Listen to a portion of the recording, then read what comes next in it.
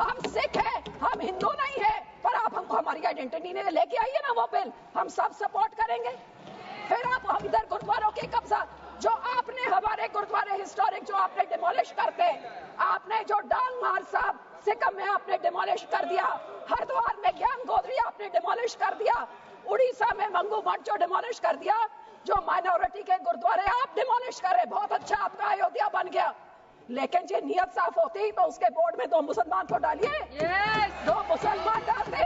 और उसके बाद फिर मुसलमानों के, ये आपका सिर्फ मुसलमानों के जमीनों के ऊपर कब्जा करने का, उनके पैसों का कब्जा करने का, जैसे आपने सिखों के संस्थाओं के ऊपर हमारा नंदेड़ साहब हजूर साहब के बोर्ड में इलेक्टेड मेंबर्स निकाल के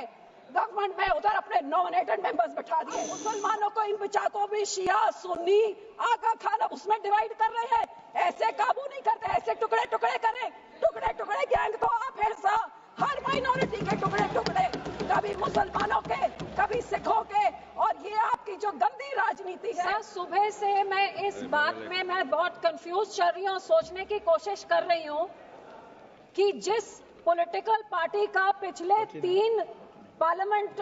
जो 14, 15, 16 लोकसभा से मैं देख रही हूँ कि इनका वहां से लेकर यहाँ तक एक भी मुस्लिम मेंबर नहीं है, जिस औरतों का इतना दर्द देखा एक औरत तक भी नहीं है, उनको आज कौन सा ईद का चांद चढ़ा कि इतना प्यार। एक माइनॉरिटी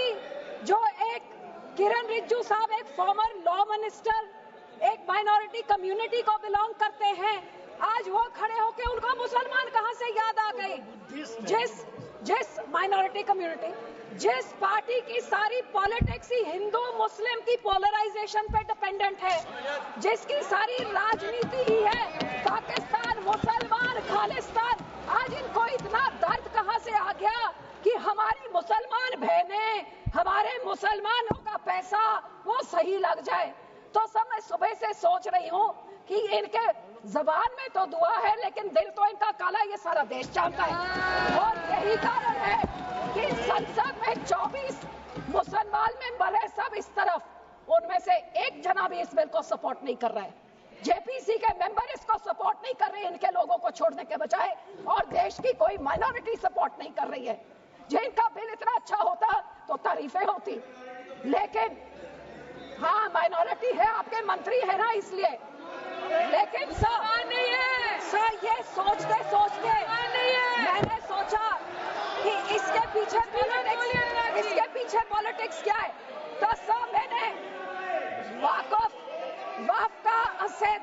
एसेट मैनेजमेंट का ये मैंने पेपर निकाला, जिसमें पता लगा कि वक्फ की सबसे ज्यादा प्रॉपर्टी 27% उत्तर प्रदेश में है,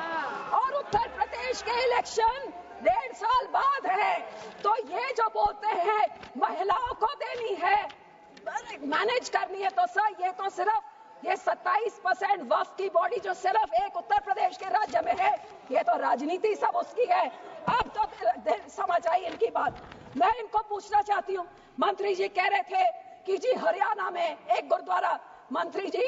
जो उस यमुनानगर में गुरुद्वारा है वो हाई कोर्ट के ऑर्डर के हिसाब से हुआ था, लेकिन मैं आपसे पूछना चाहती हूँ, बिल लेके आना है, माइनॉरिटीज का दर्द है, तो हम लोग तो सिख आर्टिकल 25B की हम उसके संशोधन कई सालों से मांग रहे हैं कि हम सिख हैं, हम हिंदू नहीं है, पर आप हमको हमारी आइडेंटिटी ने लेके आइए ना वो बिल, हम सब सपोर्ट करेंगे। फिर आप हम इधर गुरुद्वारों के कब्जा, जो आपने हमारे गुरुद्वारे हिस्टोरिक जो आपने डिमोलिश करते, आपने जो डांग मार साहब सिक्किम में आपने डिमोलिश कर दिया, हरिद्वार में ज्ञान गोदरी आपने डिमोलिश कर दिया, उड़ीसा में मंगू मठ जो डिमोलिश कर दिया, जो माइनॉरिटी के गुरुद्वारे आप डिमोलिश कर रहे, बहुत अच्छा आपका अयोध्या बन गया। लेकिन ये नियत साफ होती तो उसके बोर्ड में 2 मुसलमान को डालिए, 2 मुसलमान डालते, और उसके बाद फिर मुसलमानों के, ये आपका सिर्फ मुसलमानों के जमीनों के ऊपर कब्जा करने का, उनके पैसों का कब्जा करने का, जैसे आपने सिखों के संस्थाओं के ऊपर हमारा नंदेड़ साहब हजूर साहब के बोर्ड में इलेक्टेड मेंबर्स निकाल के गवर्नमेंट में उधर अपने नॉमिनेटेड मेंबर्स बैठा दिए।